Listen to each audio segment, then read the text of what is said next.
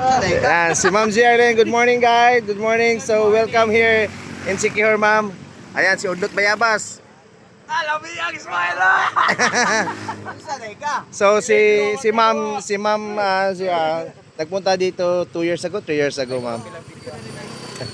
And then, dalawa lang silang nag-loop at saka nag-stay siya sa glamping. Yeah, kabisado ko. And then, ngayon, starring ngayon sa rides, our guest is si Ma'am Geraldine. Chuck Lee, kapatid ni Jet Lee. So, shout out Iskinamen Bike Shop.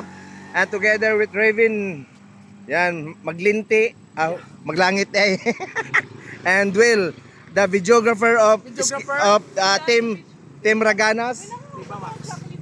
And Dol, ay kot lagay mo Dol. Shout out ya Dol. Shout out My bodyguard. my bodyguard. Murag si This is from Africa. Taloy Brothers. Yes. So we are here in Siquijor and Jollibee and Raven will libre us Jollibee because Have money.